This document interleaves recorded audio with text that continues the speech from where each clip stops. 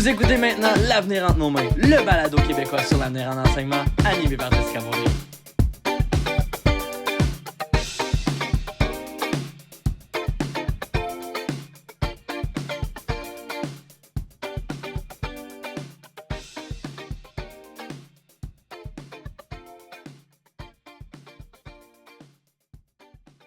Bienvenue au podcast L'avenir entre nos mains. Aujourd'hui, je suis avec Janie Larivière. Janie Larivière. Est-ce que tu peux nous parler un peu de ton parcours en éducation, puis présentement, c'est quoi ton rôle?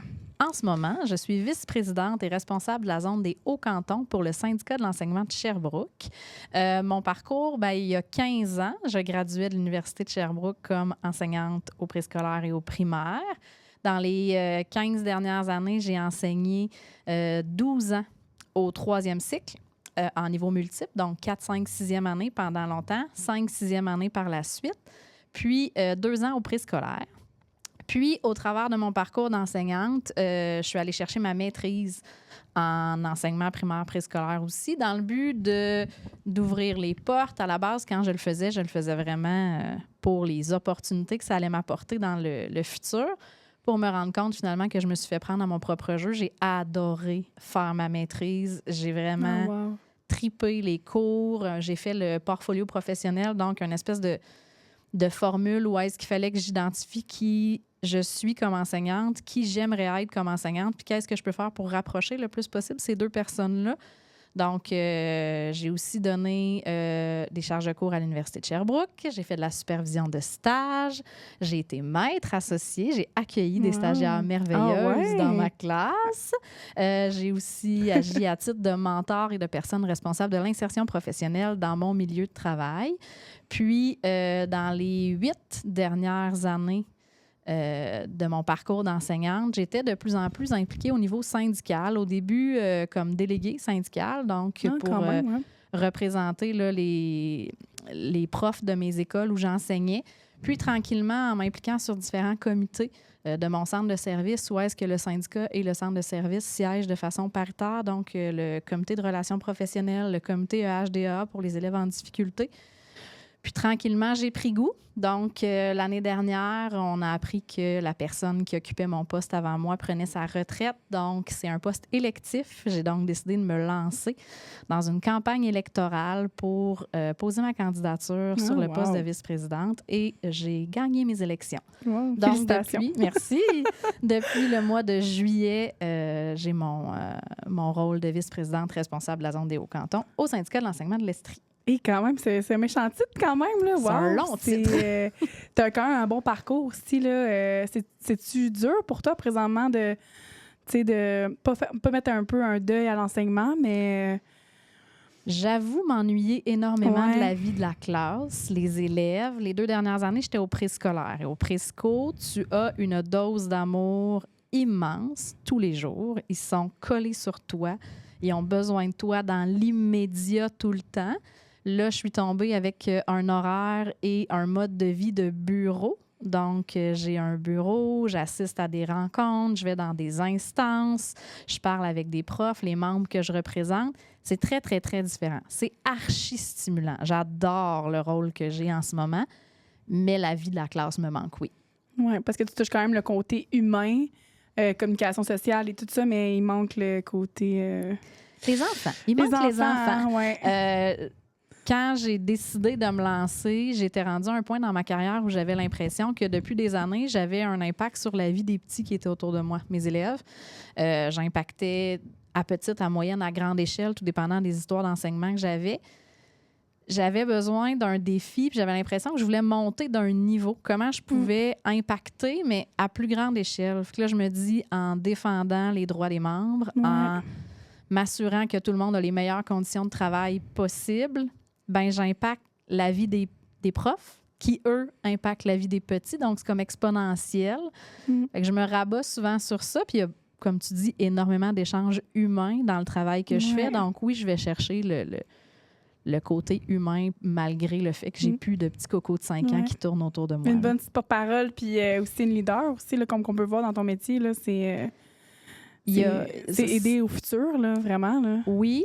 Puis c'est quand même un rôle qui est politique, où est-ce qu'on a, oui, des relations de travail à faire, mais un rôle où est-ce qu'on a un peu le spotlight sur nous. Tu sais, pas toujours. Des fois, on travaille dans l'ombre, mais à certains moments, quand j'ai des assemblées de délégués, ben je prends la parole, je suis devant, je retrouve un peu le rôle de prof là, tu sais, qui parle à ses élèves. Là, c'est à un autre niveau, c'est très différent, mais il y a quand même beaucoup de rapprochements à faire entre les deux rôles, là, malgré tout. Oui. Puis quand on dit syndicat, un peu, c'est quoi ça fait un syndicat vraiment? Pour les personnes qui nous écoutent, là, qui sont peut-être pas au courant, c'est quoi un syndicat?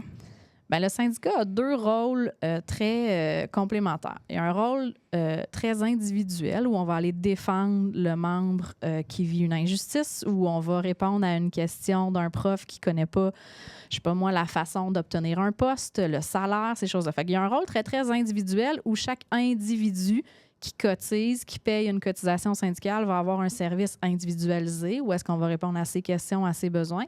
Puis il y a un aspect très collectif. Donc, on représente les enseignants. Donc, quand on est dans les négociations de conventions collectives, quand on est à essayer d'avoir des meilleures conditions de travail par centre de service ou à la grandeur du Québec, bien, le syndicat va jouer les deux rôles, autant dans l'individuel, dans moi comme personne, dans ma situation très précise, je vis telle chose, j'ai besoin qu'on m'accompagne, qu'on m'aide, qu'on réponde à mes questions, qu'on m'outille, autant que le rôle très collectif de bien, les enseignantes et les enseignants du Québec, qu'est-ce qu'on peut faire pour les aider au niveau salarial, au niveau de la composition de la classe, au niveau de la tâche qu'on leur demande, ces choses-là. Donc, le syndicat, à tous les niveaux, accompagne et défend les profs. Non, j'ai pas meilleure définition que ça. C'est la mienne, en tout cas. Oui, mais c'est une très belle définition, justement. Là, ça met un plus une meilleure vision aussi de c'est quoi un syndicat, parce que, tu sais, des fois, en tant que futur enseignant, on sait pas vraiment c'est quoi un syndicat, qu'est-ce que ça peut faire. Fait que je faut sais surtout pas que ça fasse peur. Les gens, des fois, il y a des gens qui m'appellent et qui me disent « Je m'excuse de te déranger. » Je leur rappelle toujours que c'est un service. Là. Le syndicat, on paye une cotisation syndicale. À chaque semaine, quand tu as un salaire comme enseignant, il y a une portion de ce salaire-là qui est pris pour payer le syndicat. Jamais vous dérangez. Jamais. Puis quand on ne sait pas quelque chose, il n'y a pas de question niaiseuse. Tu le sais pas. Je vais te le dire, je vais te montrer où aller chercher l'information, je vais te diriger vers les bonnes personnes. Mais il n'y a jamais, jamais, jamais de questions qui dérangent ou jamais de... Les gens ont l'impression des fois que c'est une question qui est moins importante ou jamais. Il ne faut vraiment pas en avoir peur ou être gêné d'utiliser ce service-là. Ah, parfait. Mais merci d'avoir répondu à mes questions. Puis j'avais quelques questions aussi de personnes qui m'entourent en éducation, plutôt des futurs enseignants. Oui. Donc, t'es prête? Je suis prête. Oui. Donc, c'est quoi... quel est le rôle des syndicats dans l'amélioration des conditions de travail des enseignants? Mais là, tu as un peu répondu à la question. Là, Bien, il y a beaucoup dans tout ce qui est négociation de conventions collectives. Ouais. Donc, on a un contrat de travail, un contrat qui protège les profs, mais qui engage les profs aussi. Donc, c'est un contrat qui est des deux côtés, autant du côté des patrons que du côté des enseignants. Ce contrat-là se renouvelle à certains moments, donc en ce moment, aux 5 ans. Donc, quand on est à négocier le contrat de travail, les syndicats peuvent, avec la force du nombre, aller chercher des négociations, des conditions de travail qui vont être les mêmes pour tous. Puis comme je disais tantôt, au niveau individuel, ben, comment ça peut aider un jeune enseignant en répondant aux questions, en nommant, en expliquant, en mettant en lumière les choses à ne pas oublier ou les bonnes pratiques ou quand tu commences en enseignement.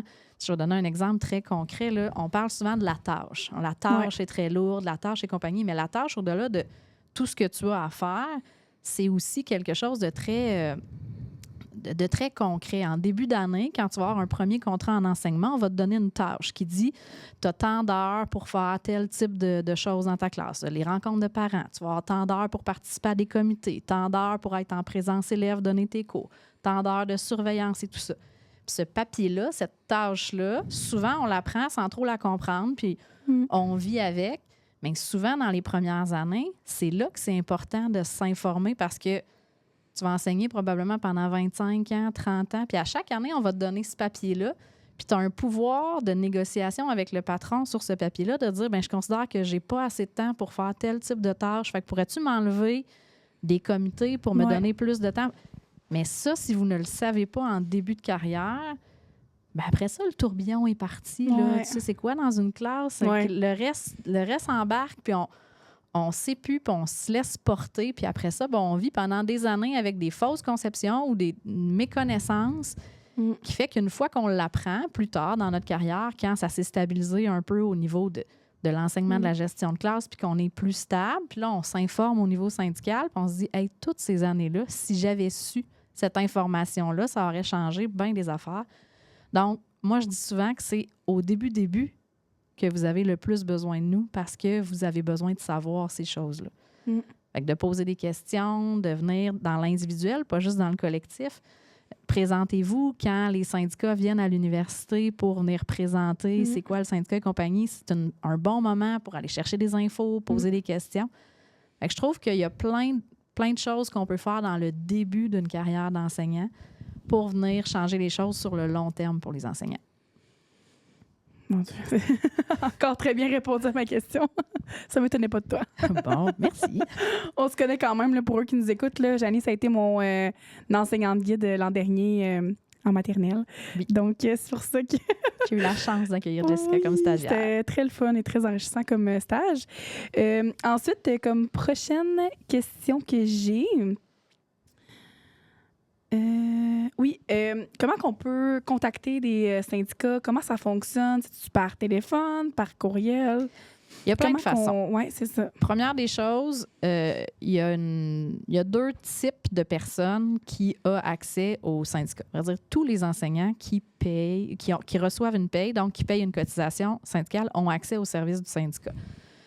Si tu veux pouvoir t'impliquer, voter et ces choses-là, on te demande de signer une carte de membre.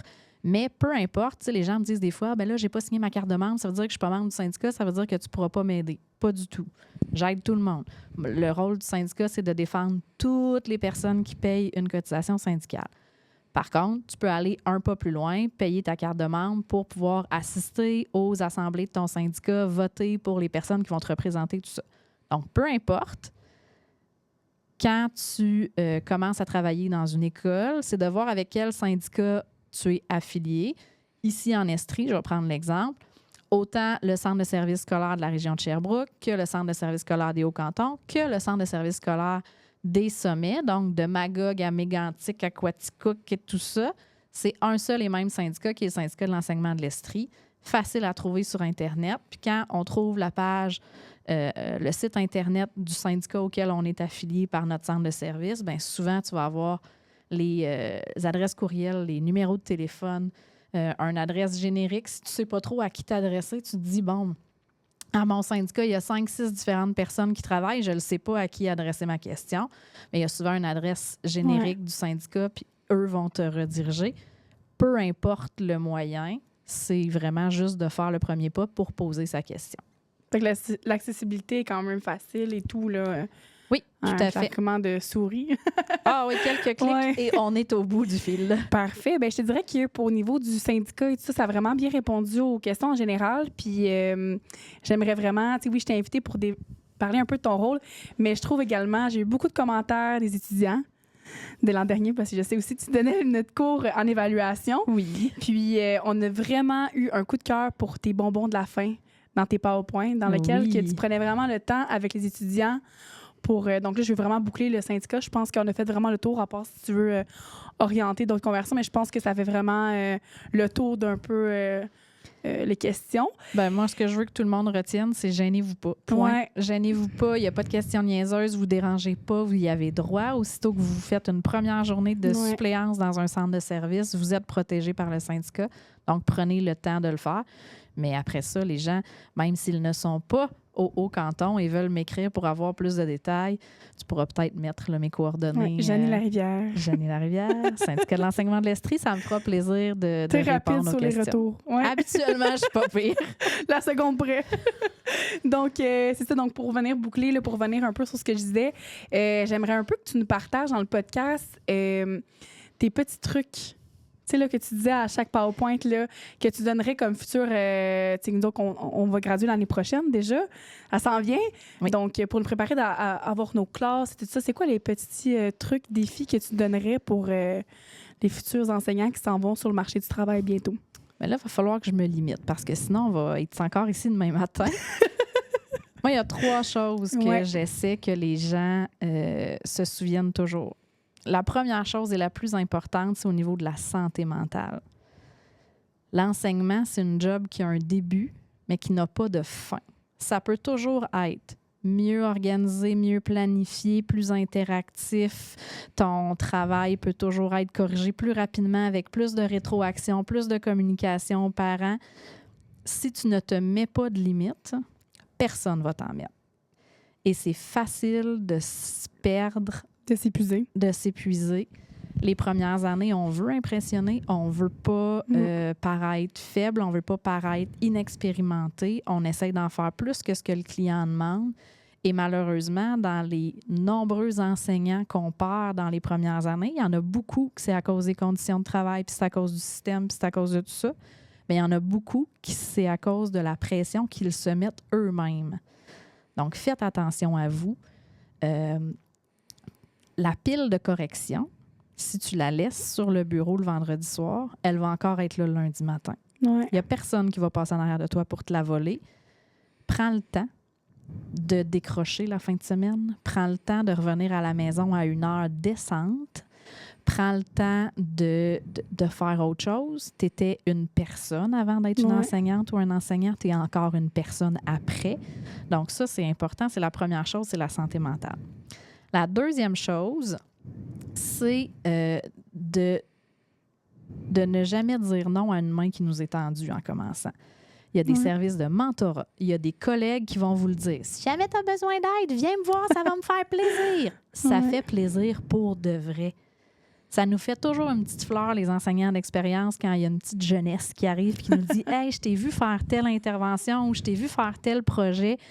Pourrais-tu me dire, c'est donc bien hot, qu'est-ce que tu fais, comment tu fais ça? Ou « Hey, aurais-tu une idée en maths, je travaille telle notion, comment tu l'enseignes? » Ou « T'as-tu... » Ça nous fait toujours plaisir. Si ça ne nous fait pas plaisir, inquiétez-vous pas, vous allez le savoir. Habituellement, les profs qui ne sont pas ouverts, rapidement, vous allez le sentir. Ouais. Mais quand on vous offre de l'aide, prenez-le.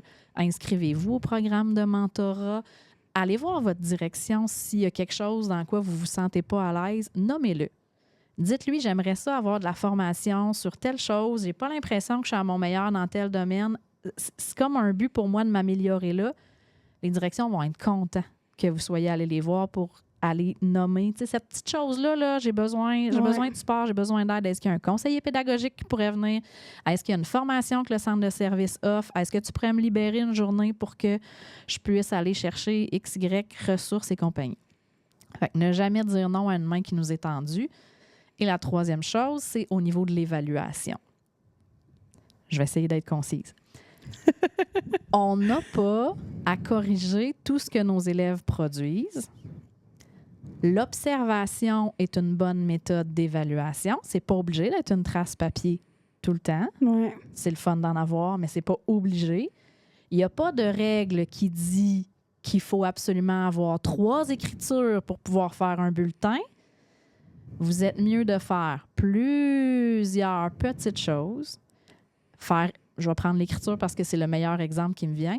Vous êtes mieux de faire écrire vos élèves 2 à 3 fois semaine, puis d'en corriger juste une fois de temps en temps pour qu'ils se pratiquent, qu'ils puissent le faire plusieurs fois, qu'ils puissent s'améliorer. Pour mieux l'apprendre aussi. Là. Pour mieux l'apprendre. Puis, tu sais, souvent, arrêtez de vouloir corriger toute la classe d'un bout. Si vos élèves écrivent 3 fois dans la semaine puis que vous avez 20 élèves, ça veut dire que vous avez 60 petites productions écrites. De grâce, corrigez pas 60 productions écrites à chaque semaine. C'est sûr que ça ne marchera pas. Mais est-ce que le lundi, vous pouvez prendre 3 élèves, leur faire des commentaires, leur nommer leurs forces, nommer les petites choses qui sont à travailler, puis le mercredi, en prendre 3 différents, puis au bout de 2, 3, 4 semaines maximum, tout le monde est passé dans la roue, puis tout le monde peut réagir aux commentaires que vous avez faits, puis peut s'améliorer, compagnie.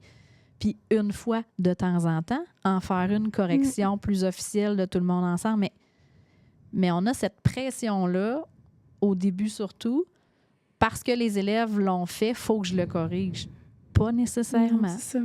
c'est en faisant les choses qu'on devient bon. Oui, je peux être plus active avec certains élèves que je sais que leur difficulté se situe à tel endroit, à donner plus de rétro à ces élèves-là, puis d'autres les laisser un peu plus flyer parce que je sens qu'ils sont un peu plus solides, puis ils ont du fun, sont plus dans la créativité, puis moins, c'est moins au niveau de la structure de phrase ou de la ponctuation qu'ils ont besoin. Mais vous n'avez pas à corriger tout ce que vos élèves font. Et l'évaluation, ça ne veut pas dire des examens. Ouais. Ça peut être des examens, mais ça peut être plein d'autres choses.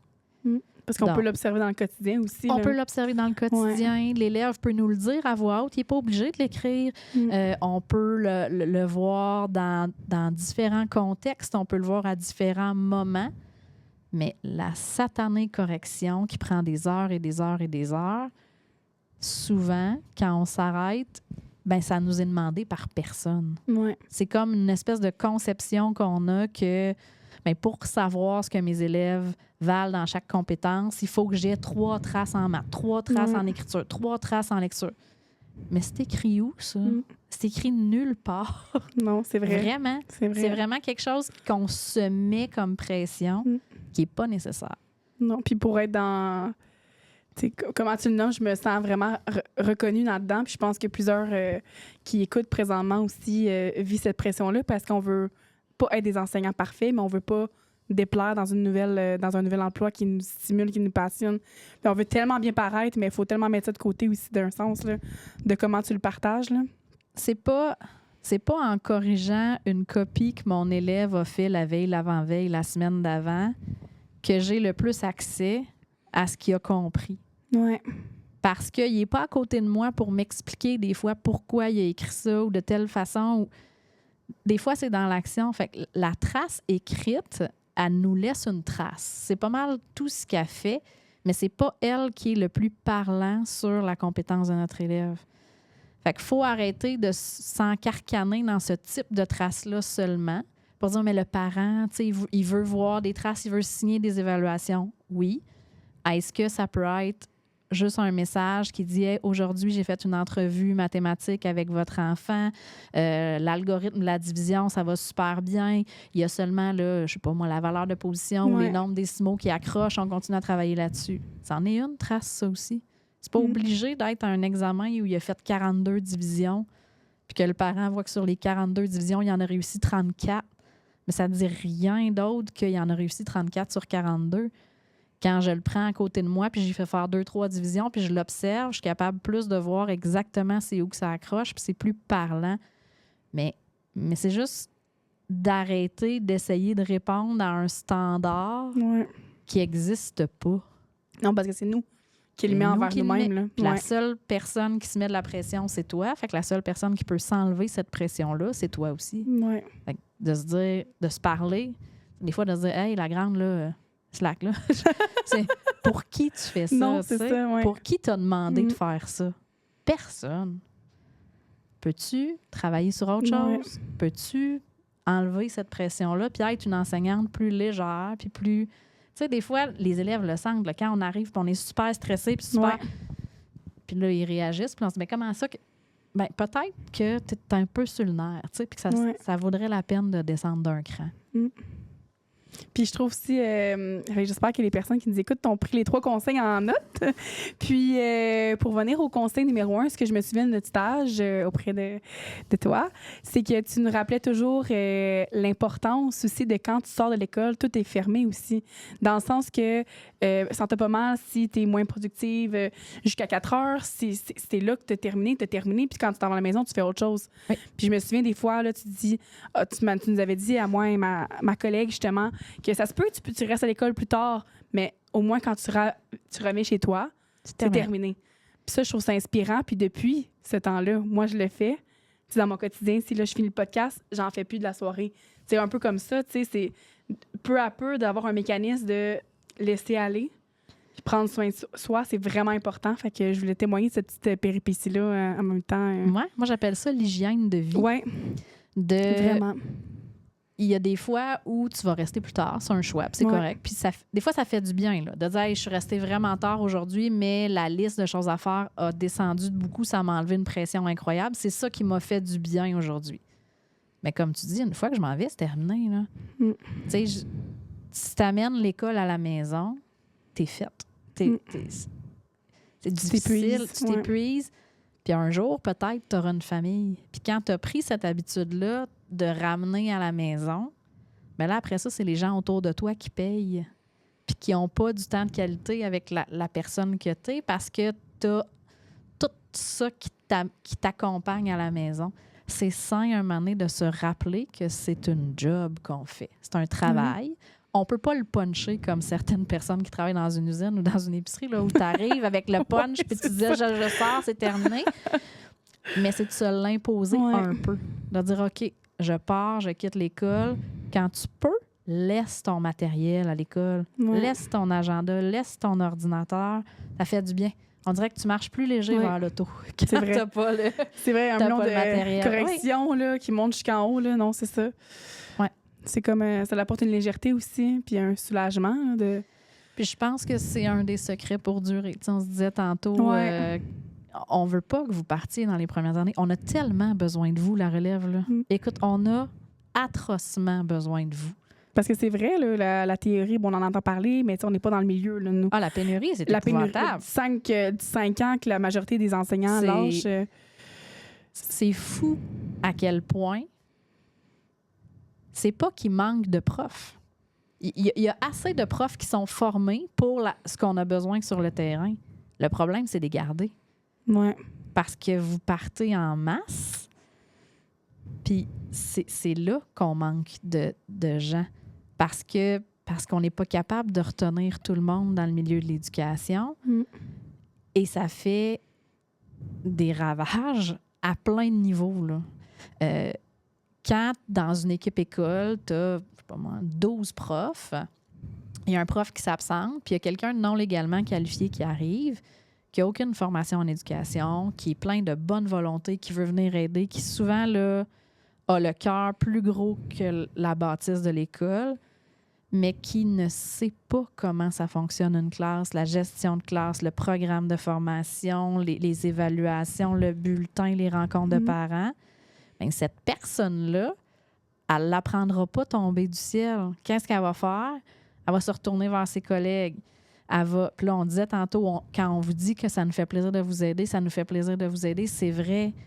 Mais quand tu ne connais pas l'entièreté du métier, tu comprendras que c'est autre chose que « Hey, je veux travailler les exposants, comment tu t'y prends d'habitude. » C'est tout. C'est le photocopieur, c'est une surveillance sur la cour, c'est tout. Et la pression retombe sur les collègues, beaucoup. Les enfants qui n'ont pas de prof stable devant eux payent aussi. Tu sais, la pénurie a fait mal à tous les niveaux, là.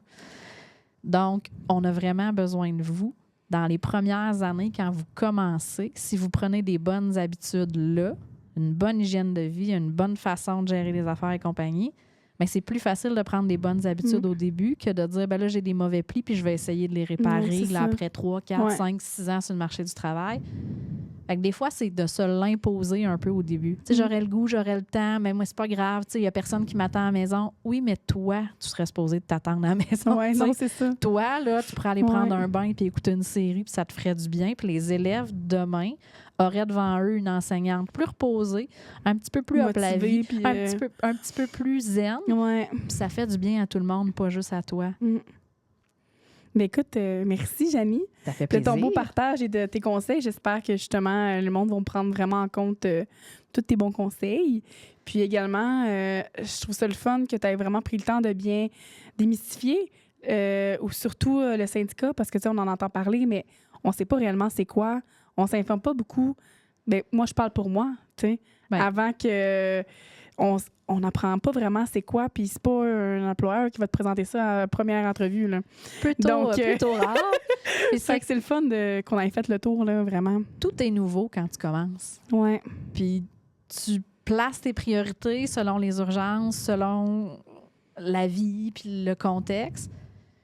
T'informer sur tes droits tombe rarement très, très prioritaire. Tu sais, les gens qui commencent à s'impliquer syndicalement, souvent, quand tu leur demandes « Hey, qu'est-ce qui fait que tu t'es impliqué? » C'est qu'ils ont vécu une situation où leurs droits n'ont vraiment pas été respectés ou quelque chose. Puis là, en s'informant, ils ont appris. Puis là, tout d'un coup, ils voulaient comme plus en savoir puis puis de s'assurer que les gens Ouais. autour d'eux est informés et compagnie.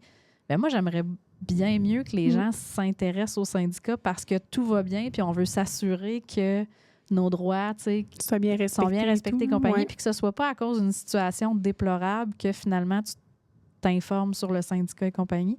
Mais je comprends là, que quand on commence, c'est pas la priorité, mais encore une fois, il faudrait se l'imposer un peu, cette priorité-là, de dire, ben je vais essayer de comprendre ma convention collective. Je veux bien savoir quand est-ce que c'est un Ouais. contrat, quand est-ce que ça devient une permanence. Une fois que j'ai un contrat l'année prochaine, est-ce que je vais être invitée à aller choisir un contrat? Tu sais, c'est tout ça aussi qui fait que ben, les premières années, tu vas avoir les meilleurs contrats si tu comprends bien comment ça fonctionne, puis tout ça, d'avoir accès à ces choses-là. Fait que c'est important de s'informer. Ben, un gros merci, Janie. Ça fait Je suis plaisir. contente qu'on s'ait vu encore aujourd'hui. Puis, écoute, on va se rappeler pour un autre podcast. J'en ai venu en tête là, quand on se parlait. Donc, je te remercie de ton beau partage. Puis, je te souhaite bonne chance dans ta belle nouvelle job de syndicat. Merci beaucoup. Délégué.